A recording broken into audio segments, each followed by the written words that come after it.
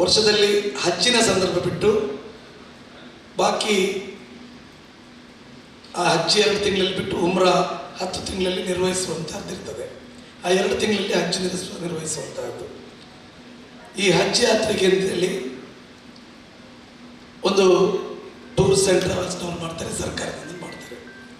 ಅದೇ ಥರ ಉಮ್ರಾಕ್ಕೆ ಈ ಭಾಗದಲ್ಲಿ ಕೆಲವರು ಟೂರ್ಸ್ ಆ್ಯಂಡ್ ಟ್ರಾವೆಲ್ಸ್ನವರು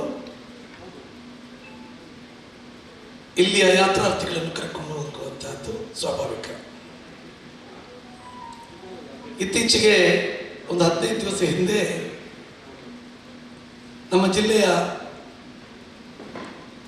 ಒಬ್ಬ ಟೂರ್ ಆ್ಯಂಡ್ ಟ್ರಾವೆಲ್ಸ್ ಹಜ್ ಯಾತ್ರೆಗಳನ್ನು ನಿರ್ವಹಿಸುವಂತಹ ಒಂದು ಉಸ್ತಾದ್ರವರು ಆ ಹಜ್ ಯಾತ್ರೆ ಉಮ್ರಾ ಯಾತ್ರೆಗೆ ಅಂತೇಳಿ ಇಲ್ಲಿಯ 160 ಯಾತ್ರಿಕರನ್ನು ಸಕಾಪಿ ಅಂತೇಳಿ ಅವರ ಹೆಸರು ಹೇಳ್ತೇನೆ, ಅಶ್ರಫ್ ಅಂತೇಳಿ, ಅವರು ತನ್ನ ತಂಡದೊಂದಿಗೆ ಹಜ್ ಯಾತ್ರೆಗೆ ಉಮ್ರಾ ಯಾತ್ರೆಗೆ ಕರ್ಕೊಂಡು ಹೋಗ್ತಾರೆ. ಸಾಮಾನ್ಯವಾಗಿ ಇಲ್ಲಿಂದ ನಾವು ವಿದೇಶಕ್ಕೆ ಹೋಗುವಾಗ ಗೈಡ್ಲೈನ್ ಇರ್ತದೆ, ರೂಲ್ಸ್ ಇರ್ತದೆ, ರಿಟರ್ನ್ ಟಿಕೆಟ್ ಇಲ್ಲಿಂದಲೇ ಬುಕ್ ಮಾಡಬೇಕು. ಕೆಲವು ನುರಿತ ಈ ಭಾಗದ ಟ್ರಾವೆಲ್ಗಳು ಬರುವ ಟಿಕೆಟನ್ನು ಡೂಪ್ಲಿಕೇಟ್ ಮಾಡಿಕೊಂಡು ಯಾತ್ರಿಕರಿಗೆ ಮೋಸ ಮಾಡುವಂತಹ ಕೆಲಸಗಳನ್ನು ಮಾಡ್ತಾರೆ. ಸರ್ಕಾರದ ಆದೇಶ ಇದೆ, ನಿಮಗೆ ರಿಟರ್ನ್ ಟಿಕೆಟ್ ಇಲ್ಲದಿದ್ದರೆ ಇಲ್ಲಿ ಏರ್ಪೋರ್ಟ್ನಲ್ಲಿ ವಾಪಸ್ ಕಳಿಸ್ತಾರೆ. ನಾರ್ಮಲಿ ಯಾವುದೇ ವಿದೇಶಕ್ಕೆ ಹೋಗೋದಾದ್ರೂ, ಪರ್ಮನೆಂಟ್ ಕೆಲಸಕ್ಕೆ ಹೋಗೋದಾದ್ರೆ ರಿಟರ್ನ್ ಟಿಕೆಟ್ ಬೇಡ. ನಾವು ಟೂರ್ ಯಾತ್ರೆಯಲ್ಲಿ ಟೂರಲ್ಲಿ ಎಲ್ಲಿಗಾದ್ರೂ ಹೋಗೋದಾದ್ರೆ ನಮ್ಮದು ರಿಟರ್ನ್ ಟಿಕೆಟ್ ಬುಕ್ ಮಾಡಿರಬೇಕು. ಇವರಿಗೆ ಡಮ್ಮಿ ಟಿಕೆಟನ್ನು ಬರುವಂಥ ಎಲ್ಲ 160 ಯಾತ್ರಿಗಳಿಗೆ ಡಮ್ಮಿ ಟಿಕೆಟನ್ನು ಅವರು ಇಶ್ಯೂ ಮಾಡಿ ಇವರನ್ನು ಕರ್ಕೊಂಡು ಹೋಗ್ತಾರೆ. ಮಕ್ಕದಲ್ಲಿ ಕಾಬಾದ ಪ್ರದಕ್ಷಿಣೆ ಮಾಡಿ ನಂತರ ಮದೀನಕ್ಕೆ ಹೋಗುವಂತಹದ್ದು ರೂಢಿ. ಮದೀನಕ್ಕೆ ಹೋಗಿ ಕೊನೆಯ 2 ದಿವಸ ಬರಲಿಕ್ಕಿರುವಂತಹ ಸಂದರ್ಭದಲ್ಲಿ ಆ ಕರ್ಕೊಡೋದಂತಹ ಆ ಅಶ್ರಫ್ ಸಕಾಫಿ, ನಾನು ಮಕ್ಕಕ್ಕೆ ಹೋಗಿ ನೀರು ಮತ್ತು ಖರ್ಜೂರ ಎಲ್ಲ ತರ್ತೇನೆ ಅಂತೇಳಿ ಇವರ ಹತ್ರ ಸ್ವಲ್ಪ ದುಡ್ಡೆಲ್ಲ ತೆಗೆದುಕೊಂಡು ಅವರು ಅಲ್ಲಿಂದ ಎಸ್ಕೇಪ್ ಆಗಿಬಿಡ್ತಾರೆ. ಇವರು ಪಾಪ ದಾರಿ ಇಲ್ಲದಂತೇಳಿ ಸಿಕ್ಕಾಕೊಳ್ತಾರೆ. ಪ್ರಾಯದ ಹೆಂಗಸರು, ರೋಗಗ್ರಸ್ತ ಪ್ರಯಾಣಿಕರು 15 ದಿವಸಕ್ಕೆ ಅಂತೇಳಿ ಕೊಂಡೋಗಿದ್ದಾರೆ ಮದ್ದನ್ನು. ಅಲ್ಲಿ 2 ದಿವಸ ಕಳೆದ್ರೂ 16-17 ದಿವಸ ಕಳೆದ್ರೂ ಇವರ ಪತ್ತೆ ಇಲ್ಲ, ಹೋಗಿ ಬರುವವರದ್ದು. ಕೊನೆಗೆ ಏನೆಲ್ಲ ಮಾಡಿಕೊಂಡು ಇವರು ದಮ್ಮಾಮ್ ಅಂತ ಹೇಳುವಂಥ ಏರ್ಪೋರ್ಟ್ಗೆ ಬರ್ತಾರೆ. ಅಲ್ಲಿಂದ ಹೋಗಿದ್ದು ಅಲ್ಲಿಗೆ ಬರ್ತಾರೆ. ಬಂದು ಅಲ್ಲಿ ನಿರಾಶ್ರಿತರಾಗಿರುವಂತಹ ಸಂದರ್ಭದಲ್ಲಿ ನಂದೊಂದು ವಾಟ್ಸಪ್ ಗ್ರೂಪ್ ಉಂಟು. ಆ ಗ್ರೂಪಿನಲ್ಲಿ ವಿಷಯ ಬರ್ತದೆ. ನಾನು ಅಲ್ಲಿ ಅವರನ್ನು ವಾಟ್ಸಪ್ ಗ್ರೂಪಲ್ಲಿ ಸಂಪರ್ಕಿಸ್ತೇನೆ, ಪ್ರಾಬ್ಲಮ್ ಹೀಗೆ ಉಂಟು ಅಂತ ಹೇಳ್ತಾರೆ. ಹೇಳುವಂಥ ಸಂದರ್ಭದಲ್ಲಿ ಆ ಕರ್ಕೊಂಡು ಹೋದಂಥ ಮಹಾತ್ಮ ಇಲ್ಲ ಅಂತ ಹೇಳುವಂಥ ಮಾತನ್ನು ಹೇಳ್ತಾರೆ. ಗೊಂದಲದ ಪರಿಸ್ಥಿತಿ. ಪಾಪ ಕೆಲವರಿಗೆ ಊಟ ತಿಂಡಿ ಇಲ್ಲದೇನೂ ಇದ್ರು. ಆ ಸಂದರ್ಭದಲ್ಲಿ ನನ್ನ ಅತ್ಯಂತ ಕೆಲವು ಸ್ನೇಹಿತರು ನಾನು ಹೇಳಿದ ಮೇಲೆ ನನ್ನ ಗ್ರೂಪನ್ನು ನೋಡಿ ಈ ವಿಷಯದ ಬಗ್ಗೆ ಅಲ್ಲಿಯೇ ಕೆಲವು ಈ ಉಮ್ರಾ ಯಾತ್ರಾರ್ಥಿಗಳ ಸಂಬಂಧಿಕರು, ಅಲ್ಲಿಯ ಕೆಲವು ಸಂಘಟನೆಗಳಲ್ಲಿದ್ದಾವೆ, ಅವರೆಲ್ಲ ಸೇರಿ ಏರ್ಪೋರ್ಟ್ ಹತ್ರ ಬಂದು ಇವರನ್ನು ಭಾರತಕ್ಕೆ ಕಳಿಸುವಂಥ ವ್ಯವಸ್ಥೆ ಮಾಡಬೇಕು. ಅವ್ರ ಹತ್ರ ಏನಿಲ್ಲ, ದುಡ್ಡಿಲ್ಲ. ಅದರಲ್ಲಿ ಒಂದು 98 ಪ್ರಯಾಣಿಕರು ಅವರ ಸಂಬಂಧಿಕರಲ್ಲಿರ್ತಾರೆ ಮತ್ತು ಅವರ ಮನೆಯಿಂದ ದುಡ್ಡನ್ನು ತರಿಸಿ ರಿಟರ್ನ್ ಟಿಕೆಟ್ ಅನ್ನು ಮಾಡ್ತಾರೆ. 54 ಜನರಿಗೆ ಅದರ ಲಿಸ್ಟನ್ನು ಇಲ್ಲೇ ಉಂಟು ನನ್ನ ಹತ್ರ. ಆ ಭಾಗದಲ್ಲಿ ಕೆಲವರು, ಅದರಲ್ಲಿ ನನ್ನ ಮಿತ್ರರು ಸಮೇತ ಒಂದು 15 ಟಿಕೆಟ್ ಮಾಡ್ತಾರೆ. ಬಾಕಿ ನಾನು ಕೋರಿಕೆ ಮೇರೆಗೆ ಮಾಡಿದ್ದಕ್ಕಾಗಿ ಕೆಲವು ಸಂಘಟನೆಗಳು ಮತ್ತು ಅವರೊಟ್ಟಿಗೆ ಸೇರಿ ಒಟ್ಟಿಗೆ 54 ಟಿಕೆಟನ್ನು ಅಲ್ಲಿ ತಮ್ಮ ದುಡಿಮೆಯಿಂದ ಅವರು ಮಾಡಿ ಅವರನ್ನು ಕಳಿಸ್ತಾರೆ. ಕಳಿಸುವಂತಹದ್ದು 55 ಜನ ಕಣ್ಣೂರು ಏರ್ಪೋರ್ಟ್ಗೆ. ಮೊನ್ನೆ ಮಧ್ಯಾಹ್ನ 2 ಗಂಟೆಗೆ ತಲುಪಿದ್ರು. ತದನಂತರ ಕ್ಯಾಲಿಕೇಟ್ಗೆ 19 ಜನ, ಅಲ್ಲಿ 19, 14, 23 ಜನ. ಅಲ್ಲಿಗೆ 6 ಗಂಟೆಗೆ 19 ಜನ, 4 ಜನ ಲ್ಯಾಂಡ್ ಆದರು, 19 ಮಂದಿ ರಾತ್ರಿ ಲ್ಯಾಂಡ್ ಆದರು. 15 ಜನ ಬೆಂಗಳೂರಿಗೆ, ಮತ್ತೆ ಕಣ್ಣೂರಿಗೆ ಮರು ದಿವಸ ಬೆಳಗ್ಗೆ 24 ಮಂದಿ, ಬಾಕಿ ಉಳಿದವರೆಲ್ಲ ಅಲ್ಲಿಗೆ ಬರ್ತಾರೆ. ನನಗೆ ಸೌದಿಯಿಂದ ನನ್ನ ಫ್ರೆಂಡ್ಸ್ ಫೋನ್ ಮಾಡ್ತಾರೆ. ಕೂಡಲೇ ನಾನು ಕಾರ್ಯಪ್ರವರ್ತನಾಗಿ ನನ್ನ ಒಂದು ಟೀಮನ್ನು, ನನ್ನ ಸೆಕ್ರೆಟರಿ ಮತ್ತು ನನ್ನ PN ಎಲ್ಲ ಹಾಕಿ ಕ್ಯಾಲಿಕೇಟ್ ಏರ್ಪೋರ್ಟ್ಗೆ ಕಳಿಸ್ತೇನೆ ಕಾರಲ್ಲಿ. ಮತ್ತೊಬ್ಬರನ್ನು ಕಣ್ಣೂರಿಗೆ ಕಳಿಸ್ತೇನೆ. ಕಣ್ಣೂರಲ್ಲಿ ಆ ಬಂದಂಥ ಯಾತ್ರಾರ್ಥಿಗಳಿಗೆ ನಾನು ಟಿಕೆಟನ್ನು ಬುಕ್ ಮಾಡ್ತೇನೆ ವಾಪಸ್ ಮಂಗಳೂರಿಗೆ ಬರಲಿಕ್ಕೆ. ಟ್ರೈನ್ ಟಿಕೆಟ್ ಕಣ್ಣೂರಿಂದ. ಅಲ್ಲಿಂದ ಏರ್ಪೋರ್ಟಿಗೆ ಹೋಗಲಿಕ್ಕೆ 40 ಕಿಲೋಮೀಟರ್ ಉಂಟು.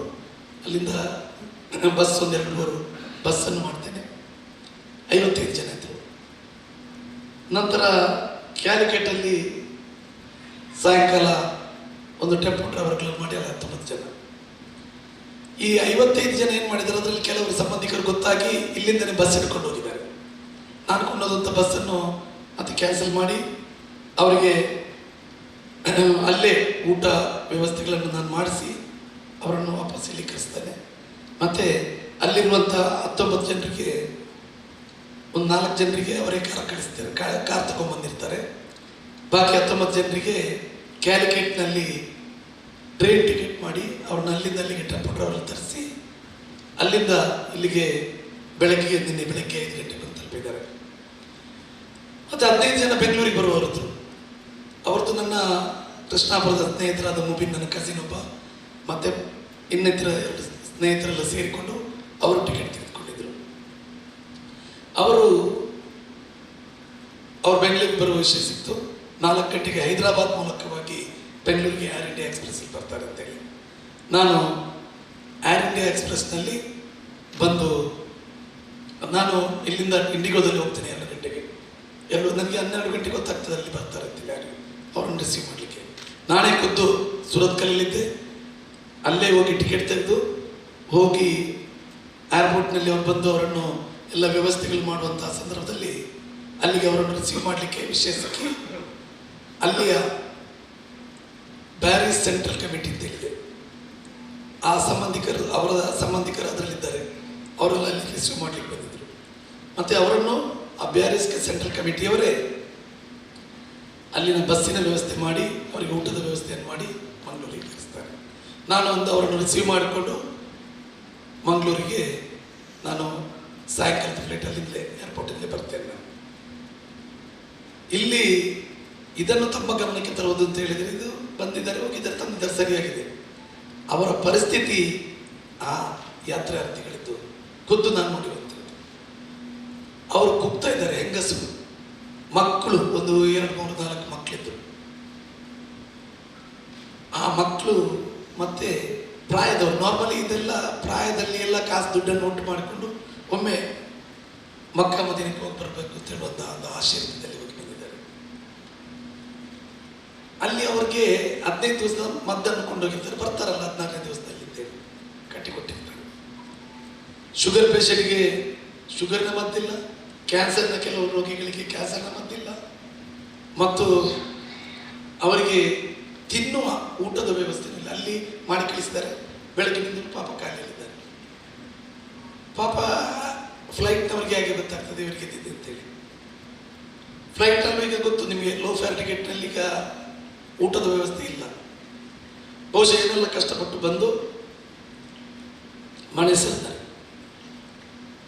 ಇಲ್ಲಿ ನಾನು ಕೇಳುವಂತಹದ್ದು, ಇಂತಹ ನಾಮಕಾವಸ್ಥೆ ಫಲಕವನ್ನು ಹಾಕಿಕೊಂಡು ನಾನು ಭಾಳ ಸ್ಪರ್ಧಾತ್ಮಕ ರೇಟ್ನಲ್ಲಿ ಅಲ್ಲಿ ಕರ್ಕೊಂಡು ಹೋಗ್ತೇನೆ, ನಿಮಗೆ ಒಳ್ಳೆಯ ವ್ಯವಸ್ಥೆಯನ್ನು ಮಾಡ್ತೇನೆ ಅಂತ ಹೇಳುವಂಥ ಮಾತನ್ನು ಹೇಳಿ ಇಂತಹ ಮೋಸದಿಂದ ಕೆಲವು ತಂಡಗಳು, ಉಮ್ರಾ ಸಂಸ್ಥೆಗಳು ಜನರನ್ನು ತಪ್ಪು ದಾರಿಗೆಳಿಸ್ತಾ ಇದೆ ತಮ್ಮ ಪತ್ರಿಕೆಗಳ ಮೂಲಕ. ಇವತ್ತು ಈ ಭಾಗದ ಬುದ್ಧಿವಂತ ಜನರಿದ್ದಾರೆ, ಇಲ್ಲೆಲ್ಲ ಎಜುಕೇಶನ್ ಇರುವಂಥವರೇ, ಯಾವುದೇ ಕಮ್ಯುನಿಟಿ ಇರಲಿ. ಬಹುಶಃ ದುಡ್ಡಿನ ಆ ಕಡಿಮೆ ಜಾಸ್ತಿ ಅಂತ ಹೇಳುವಂಥ ಇದಕ್ಕೆ ಸೆಳೆಯಾಗದೆ ಆ ಸರಿಯಾಗಿ ಬರುವ ವ್ಯವಸ್ಥೆ. ಈಗ ಯಾರಾದರೂ ಉಮ್ರಾ ತಗೊಂಡು ಹೋಗೋದಾದ್ರೆ ಟೀಮ್ ಅವ್ರದ್ದು ರಿಟರ್ನ್ ಟಿಕೆಟ್ ಖಚಿತಪಡಿಸಬೇಕು. ನಮಗೆ ಇವತ್ತಿನ ದಿವಸದಲ್ಲಿ ರಿಟರ್ನ್ ಟಿಕೆಟ್ ಹೌದಾ ಅಂತೇಳಿ, ಡೂಪ್ಲಿಕೇಟ್ ಡಮ್ಮಿಯಾ ಅಂತ ಅಂತೇಳಿ ನೋಡಲಿಕ್ಕೆ ಗೊತ್ತಾಗ್ತದೆ, ಒಂದು ನಿಮಿಷದಲ್ಲಿ ಗೊತ್ತಾಗ್ತದೆ. ಅದನ್ನೆಲ್ಲ ಖಚಿತಪಡಿಸಿಕೊಂಡು ಹೋಗುವಂಥ ಕೆಲಸ ಮಾಡಲಿಕ್ಕೆ ತಾವು ಪತ್ರಿಕೆಗಳ ಮೂಲಕ ಈ ಭಾಗದ ನಾಗರಿಕರಿಗೆ ತಾವು ಎಚ್ಚರಿಕೆಯನ್ನು ನೀಡಬೇಕು ಅಂತ ಹೇಳುವಂಥ ಮನವಿಯನ್ನು ಮಾಡ್ತೇನೆ. ಬಹುಶಃ ಇಂಥ ವ್ಯವಸ್ಥೆಗಳು ನಮ್ಮ ದೇಶದಲ್ಲಿ ಮಾಡ್ತಾರೆ. ಅನೇಕ ಕಡೆ ಅಜ್ಮೀರಿಗೆ ಅಥವಾ ಅಯೋಧ್ಯೆಗೆ ಅಂತೇಳಿ ಕರ್ಕೊಂಡು ಹೋಗುವಂಥದ್ದು, ಅಲ್ಲಿ ತೊಂದರೆಗಳನ್ನು ಮಾಡುವಂಥದ್ದು ಎಲ್ಲ ಸಮುದಾಯದಲ್ಲೂ ಆಗ್ತಾ ಇದೆ. ಇವತ್ತು ಹೊರಗಿನ ದೇಶಕ್ಕೆ ಅಲ್ಲಿ ನಮ್ಮವರು ಎತ್ತುಕೊಂಡು, ಯಾರ ಸಂಬಂಧಿಕರು ಎತ್ತುಕೊಂಡು ಆ ಒಂದು ವ್ಯವಸ್ಥೆಯನ್ನು ಮಾಡಿದ್ದಾರೆ. ಒಂದು ವೇಳೆ ಅಲ್ಲಿ ಇಲ್ಲದಿದ್ದರೆ ಅವರ ಪರಿಸ್ಥಿತಿ ಏನಾಗ್ತಿತ್ತು? ಸರ್ಕಾರ, ರಾಜ್ಯ ಸರ್ಕಾರ ಇರ್ಬೋದು, ಕೇಂದ್ರ ಸರ್ಕಾರ, ಇಂತಹ ಶಕ್ತಿಗಳ ವಿರುದ್ಧ ಇಮ್ಮಿಡಿಯೇಟ್ ಆಕ್ಷನ್ ತೆಗೆದು ಇಲ್ಲಿಯ ಜಿಲ್ಲಾ ಆಡಳಿತ ಇರ್ಬೋದು, ಪೊಲೀಸ್ ವ್ಯವಸ್ಥೆ ಇರ್ಬೋದು, ಇಂಥ ವ್ಯವಸ್ಥೆ ಈಗ ಸಾಮಾಜಿಕ ಜಾಲತಾಣದಲ್ಲಿ ಹರಡ್ತಾ ಇದೆ. ಅಂಥವರನ್ನು ಇವತ್ತು ಬಂಧಿಸಿ ತನಿಖೆಗೊಳಪಡಿಸಬೇಕು ಅಂತ ಹೇಳುವಂಥದ್ದು ನಮ್ಮ ಮಾತು. ಇಲ್ಲಿ ಬಂದ ಮೇಲೆ ಆ ಉಸ್ತಾದರು ಫೋನ್ ಮಾಡಿ ಹೇಳ್ತಾರೆ, ವಾಯ್ಸ್ ಮೆಸೇಜಲ್ಲಿ ಎಲ್ಲವನ್ನು ನಾಳೆ ತೆಗೆದದ್ದು ವಾಪಸ್ ನಾಳೆ ಕಳಿಸಿದ್ದು ಬರ್ತದೆ. ಅವ್ರು ಬಂದು ಇಂಡಿಯಾದಲ್ಲಿದ್ದಾರೆ, ಅವರಲ್ಲಿ ಕರ್ಮ ಮಾಡ್ತಾ ಇದ್ದಾರೆ. ಬಂದ ಮೇಲೆ ಅವರ ಕಷ್ಟದಲ್ಲಿ ಅವ್ರು ಬಂದಿದ್ದಾರೆ. ವಾಟ್ಸಪ್ನಲ್ಲಿ ಏನೆಲ್ಲ ಆಗ್ತಾ ಇದೆ ಅದೇ ಜನ ಮಾತನಾಡೋದು. ಇಂಥ ಕೃತ್ಯಗಳು ನಡೀತಾ ಇದೆ. ಪುನಃ ಇಲ್ಲಿ ಬಂದ ಮೇಲೂ ಸುಳ್ಳು ಹೇಳುವಂಥ ಕೆಲಸಗಳಾಗ್ತಾ ಇದೆ. ಆದ್ದರಿಂದ ಇದನ್ನು ಸರ್ಕಾರ, ಇವತ್ತು ಮುಖ್ಯಮಂತ್ರಿಗಳು, ವಿಶೇಷವಾಗಿ ಗೃಹ ಮಂತ್ರಿಗಳು ಇದರ ಬಗ್ಗೆ ಇಂತಹ ಒಂದು ತೊಂದರೆಗಳಾಗುವಂತಹ ಸಂದರ್ಭದಲ್ಲಿ ನಾವು ಅದನ್ನು ಮೊಳಕೆಯಲ್ಲಿ ಚಿಮಟಿ ಹಾಕಬೇಕು. ಇನ್ನೊಬ್ಬ ಟೂರ್ಸ್ ಆ್ಯಂಡ್ ಟ್ರಾವೆಲ್ಸ್ನವರಿಗೆ ಕರೆಗಂಟೆ ಆಗಬೇಕು, ನಾಳೆ ಅವನು ಒಳಗೆ ಹೋಗಿ ಕೂತ್ಕೊಳ್ಬೇಕಾಗ್ಬೋದು ಅಂತೇಳಿ.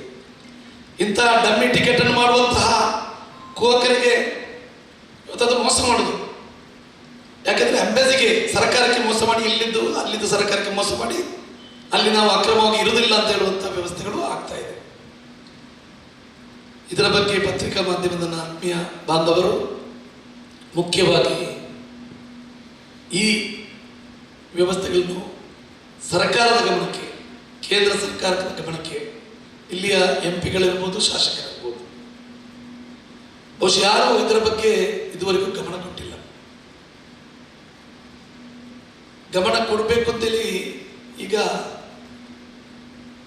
ಬೇಕಾಗಿಲ್ಲ. ನಾವು ಕಾರ್ಯಪ್ರವೃತ್ತರಾಗಿ ಯಾವುದೇ ವ್ಯವಸ್ಥೆಗಳಿರ್ಬೋದು, ಶಾಸಕರಾಗಿರುವಂತಹ ಸಂದರ್ಭದಲ್ಲಿ, ಮಂತ್ರಿಗಳಾಗಿರುವಂತಹ ಸಂದರ್ಭದಲ್ಲಿ, ಜನರ ಆ ಸಾಮಾಜಿಕ ಜಾಲತಾಣದಲ್ಲಿ ಹರಡುವಂತಹ ಪೊಲೀಸ್ ಇಲಾಖೆಗಾಗಲಿ, ಜಿಲ್ಲಾಡಳಿತ ಆಗಲಿ, ಇಂಥ ಕೆಲಸಗಳಾಗುತ್ತಿರುವಂತಹ ಸಂದರ್ಭದಲ್ಲಿ ಕೂಡಲೇ ಕಾರ್ಯಪ್ರವೃತ್ತರಾಗಬೇಕು. ಈಗ ಏನಾಗಿದೆ ವ್ಯವಸ್ಥೆ, ಸಣ್ಣ ಮಗು ಇವತ್ತು ಕೂಗಿದ್ರೆ ಮಾತ್ರ ಹಾಲನ್ನು ಕೊಡುವಂಥ ಪರಿಸ್ಥಿತಿ ಆಗಿದೆ ತಾಯಂದಿರು.